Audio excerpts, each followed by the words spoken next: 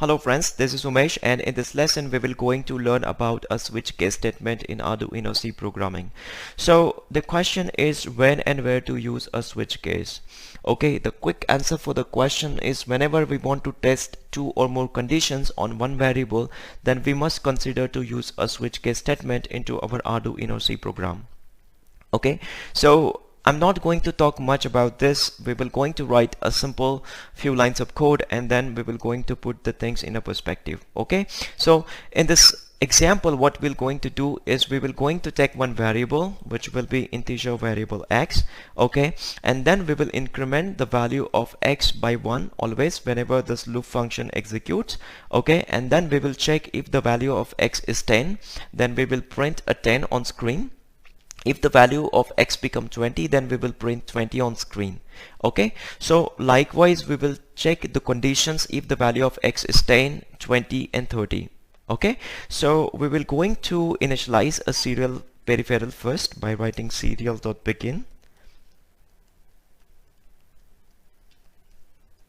Okay, and then in the loop function what we have to do is we have to increment the value of x by 1. So whenever the loop function execute, we will want to increment the value of x by 1, and then we will going to write a switch construct.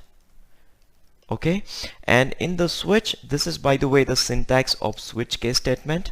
Okay, so in the switch construct we have to pass the value of a, not value but the name of the variable with which we want to test the conditions with, right? So in the switch statement we will going to write a different conditions, different switch cases, different cases which will check the conditions if the value of x become 10, 20 and 30. Say for example the first case will be where the value of x become 10, then we want to print something on screen. Okay, and that something will be serial.println, and we have to write we have reached to number 10. Okay, and then we want to come out of this case. Okay, then we will going to write another case where we will check if the value of x become n 20, then we want to run another bit of code, right? So we'll print we have reached to number 20. Right, now let's take a third condition where we will check if the value of x become 30, then we want to print 30 on screen. Right, we have reached to number 30. Now the beauty of switch case is you can also define a default case. So you have to write default.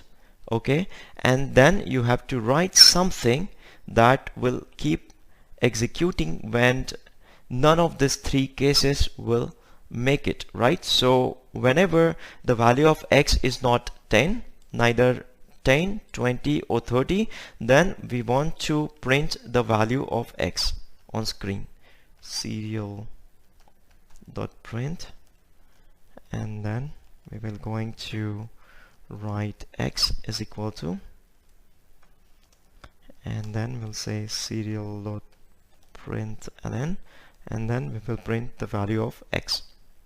Okay, now what happens here is, let's talk about the logic here. We will going to increment the value of x always by 1. I forgot here semicolon. Okay, so we will, whenever the loop function executes, which is a never-ending loop, then it will increment the value of x by 1. So in the beginning the value of x becomes 0, so it will increment 1, 2, 3, 4 up to 10. So whenever the value of x become 10, then it will print we have reached to number 10. Okay, when the value of x become 20, it will print we have reached to number 20, and we have reached to number 30 likewise. And whenever the value of x is not 10, 20, 30, it will keep printing the value of x on a serial monitor. Now we forgot to write one thing here. Whenever the value of x become 30, then we want to stop this code, right? So we're going to write while, and then we'll write while 1. So Otherwise what happens is it will keep printing the value of X on a serial monitor, because the default case will keep executing when all these three cases will not able to make it, right? So what I will going to do is I will upload the code on Arduino, and then we will going to analyze the output from the code. So you can see in the lower left corner, done uploading, and let me open a serial monitor, and you can see right now the value of X becomes 0, 1, 2, 3, 4, and when the value of X become 10, then it doesn't print X is equal to 10, it prints we have reached to number 10. This is what exactly we want to do. Now after 10 it will again go into default case, okay, and it will start printing 11, 12, 13, 14. As soon as the value of X reaches to 20, then it will print this line of code, we have reached to number 20, and it will keep happening again. It will keep looping into the default cases 21, 22, 23, and when it reaches to 30, it will print we have reached to number 30. So this is how you will going to use a switch case statement in this example to test for different conditions on a variable X. So I hope you will find this video educational and entertaining. In the next lesson we will going to explore how to write a for loop, how to use a for loop into Arduino C programs, and a while loop as well. So I hope you will find this video educational and entertaining. See you in the next video. Bye bye.